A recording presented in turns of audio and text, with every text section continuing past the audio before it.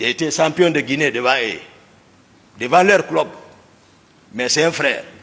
Il m'a aussi entraîné. C'était pour l'affaiblir. Tout le monde savait qu'au temps de Conté, lors des différentes mutineries, Pivi était beaucoup renforcé. C'est lui qui était en position de force.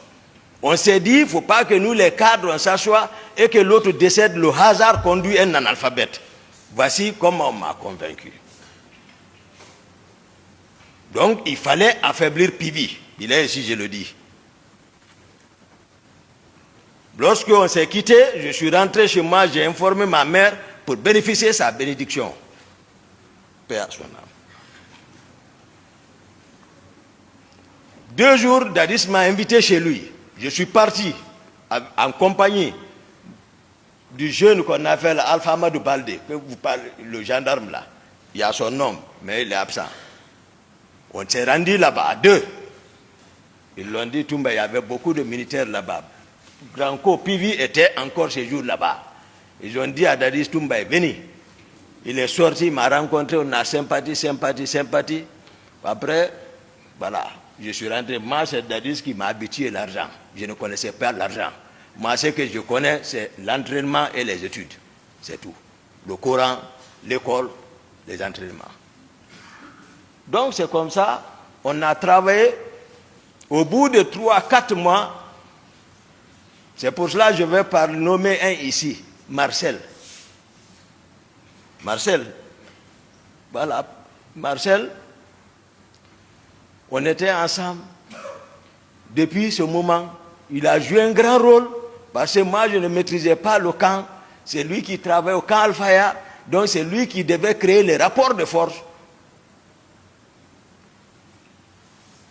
Il a travaillé jusqu'à tel point qu'on l'a nommé le parrain des caporaux de Conakry. Marcel.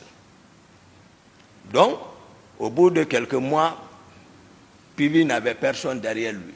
Ce jour, rapidement, à 0 heure, nous étions dans un motel.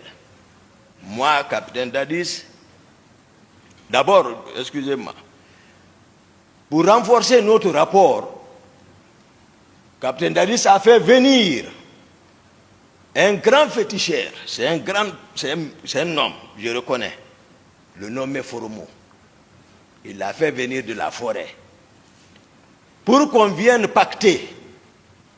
Au cas où, pour ne pas que, c'est-à-dire si Dieu nous donnait la force que quelqu'un arrive à trahir son prochain.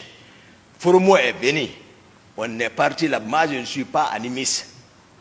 Mais si je m'abstenais, même si on réussissait, ils allaient penser autre chose. Moi, c'est le courant que je connais. Mais le monsieur a été clair, Foromo. Il a préparé tout. On a giré là-dessus. Moi, Dadis, Marcel et autres, même le commandant de son salon là, était là-bas.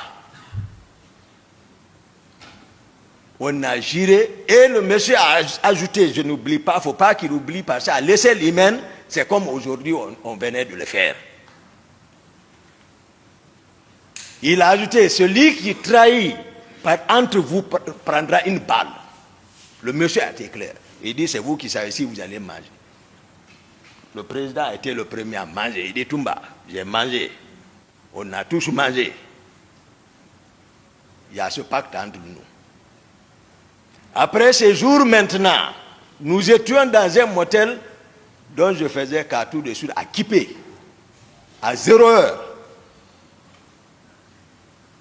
À 0 heure, c'est-à-dire c'est quelqu'un, il ne se repose pas. Il travaille à tout moment. S'il veut se reposer, il faut que son chauffeur le fasse marcher. Il ne mange pas. Toujours calcul, pouvoir là. Donc on était là-bas, il était fatigué, il dormait sous une paillote à côté de moi. Il se reposait. Il y a Bégré, dont on parle là, qui a beaucoup travaillé dans l'arrivée du pouvoir là.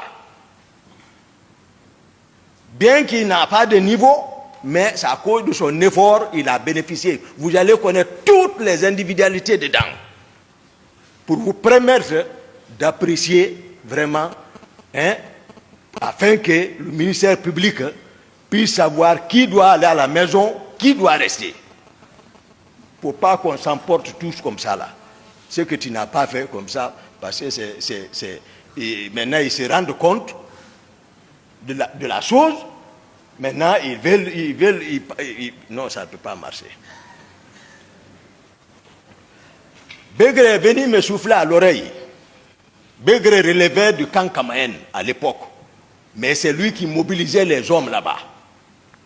Parce que, voilà, sa voix passait là-bas. Pour mettre main sur le camp Kamaen, c'est Begré qui jouait ce rôle. Ils étaient deux. Mais toujours nous sommes ensemble en réunion avec Dadis. Donc ce jour, à 0h, Begré est venu me souffler à l'oreille. Il dit, on l'a informé que le président Conte est mort, paix à son âme. Dès qu'il m'a dit, j'ai réveillé Dadis comme ça. J'ai dit, lève-toi. J'ai réveillé, j'ai dit, ah, on m'a informé que le président est mort. J'ai dit, Serge a confirmé. Il a appelé, j'ai fait le premier à l'informer. Parce que nous étions ensemble. Il a appelé. Ses relations, ils ont confirmé. Tout de suite, l'énergie lui est revenue, comme s'il ne dormait pas. Il me dit, Toumba, allons en ville. J'ai dit, non, on ne va pas en ville, sinon on risque de se faire prendre. J'ai dit, donne-moi l'argent. Il m'a donné l'argent. J'ai dit, bon, prends ton véhicule. On a l'habitude de laisser les hommes chez lui, à domicile. Tu vas leur prendre rendez-vous au camp Alfaya. Il dit, tu as raison. Il est parti, on s'est quitté. Je suis resté, j'ai donné consigne, j'ai partagé l'argent aux autres. Nous étions au nombre de 16 personnes. Ça qui a réussi, j'ai donné consigne, rentrez, vous préparez rendez-vous au camp Alfaya. Marcel était avec moi et un autre. J'ai dit, vous, nous bougeons ensemble. Marcel et moi, on est venus chez moi, à domicile. J'ai dit, bon, toi, tu habites au camp. Tu rentres d'abord au camp, tu te habilles, tu te prépares, tu observes, tu viens me chercher encore. L'autre a oublié son arme, j'ai dit, tu vas chercher ton arme, tu viens me trouver à la maison. Et ce qu'il fit fait, Marcel est venu, l'autre est venu. Pendant ce temps, Dadis est arrivé avec sa troupe au camp.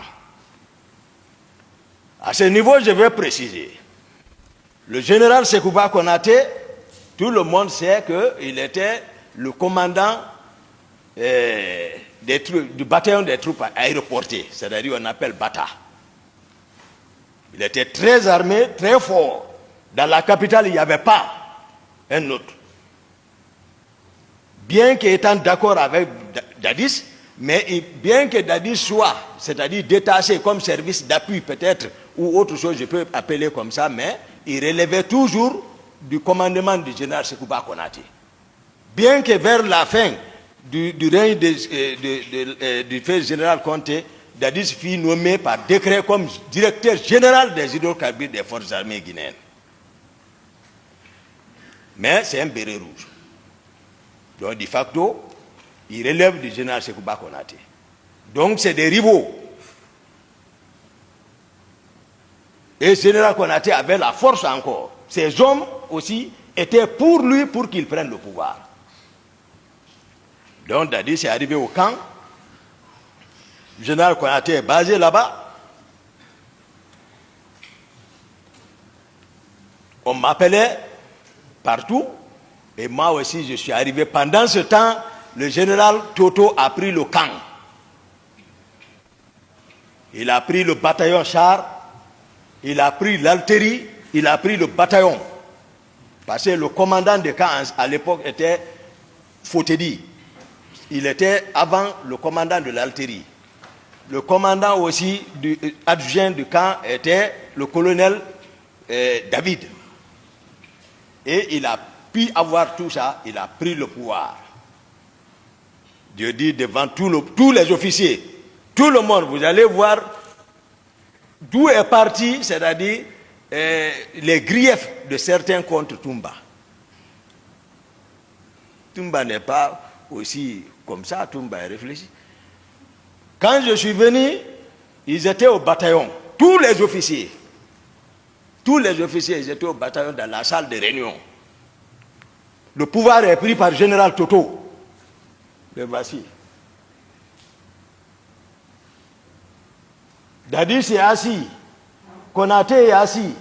Tous les officiers sont assis. Mon frère, le colonel Tchegboro, assurait le secrétariat. Toto préside, il parle, lui il note. Tous les autres sont assis. C'était fini. Mais moi, j'ai promis Dadis. Je l'ai promis, c'est-à-dire, et puis on a pacté, c'est-à-dire, il m'a vraiment rassuré. Voilà, et puis je l'aime. Ça, c'est clair. Moi, lorsque je jure sur le Coran,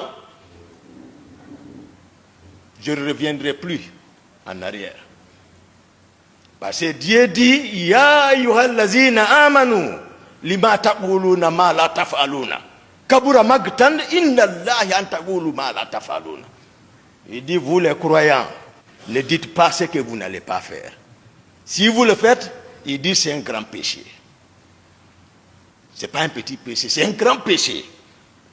Là où moi je suis arrêté, je sais que ce que je dis, ce qui sort ici, il y a les anges qui notent. Il dit, il dit, chaque âme que j'ai créée, il y a l'ange gardien qui note. Je ne parle pas pour parler. Je ne veux pas que les gens divisent. Nous divisent, ce n'est pas bon. Je suis sincère. Le colonel Tchegboro, qui assurait le secrétariat pour le général Toto, lui, il a encaissé. Je suis venu, j'ai dégagé le garde-corps qui est dehors.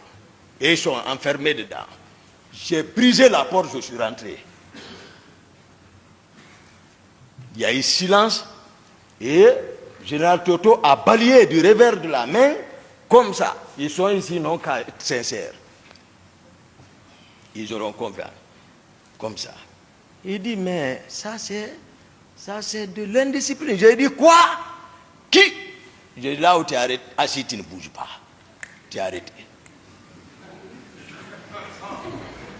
Oui.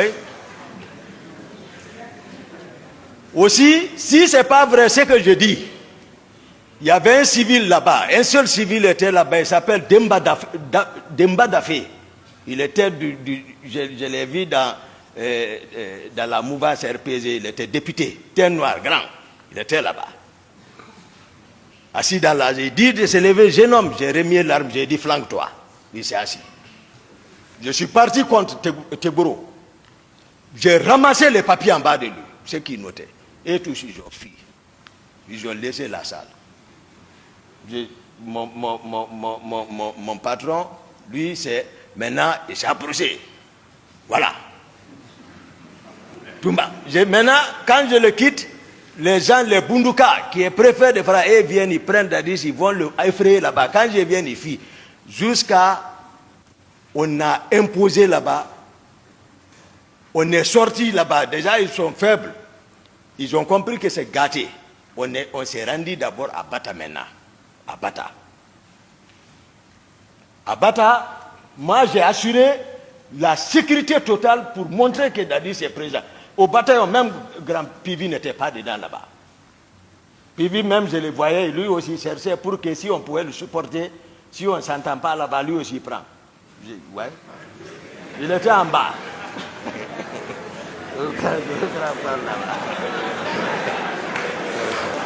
Silence.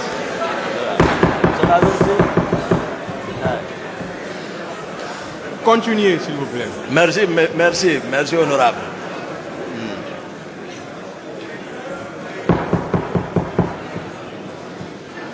On est... Silence, s'il vous plaît.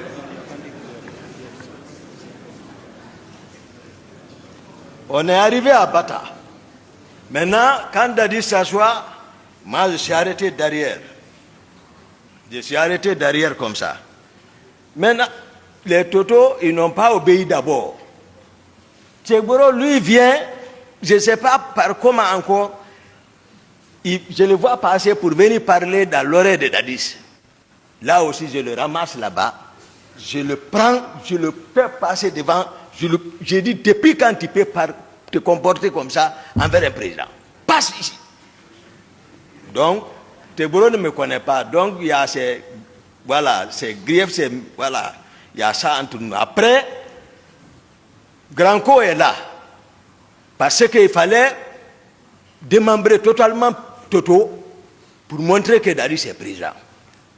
Il était question d'arrêter le commandant du bataillon des chars. Granco est parti, il n'a pas pu. La nuit. Il est là, c'est mon grand, il connaît. Il est parti, il n'a pas pu rentrer. Il est revenu dire que non, je suis parti, j'ai pris le commandant, je l'ai envoyé à notre position. Le commandant du camp Al-Faya, faut te dire, je suis parti le prendre. Toto a compris, il faut rejoindre. Il est venu rejoindre. Après, je me suis assis maintenant, avant maintenant de officialiser entre nous, moi, capitaine Dadis, Granco et général Konaté, on s'est assis à 4. On dit maintenant, qui doit prendre le pouvoir? Le président Dadis dit, ouais, Toumba. J'ai dit, il dit Toumba, ouais, qu'est-ce que tu dis? J'ai dit, bon, vous deux, toi, général Konaté et toi, vous êtes, voilà, nos grands. Donc, mais je pense que tu m'avais fait savoir que Konaté t'avait promis qu'au cas si c'était comme ça, il allait te céder. Granco a dit oui. Donc, on est devenu 2 contre Konaté et le capitaine est devenu président. Voici comment le CND est devenu. Ça, j'explique pour le peuple de Guinée, pour que les gens arrêtent d'extrapoler. Ouais, c'est comme ça. Hein? Voilà, tout ça, autour de ça,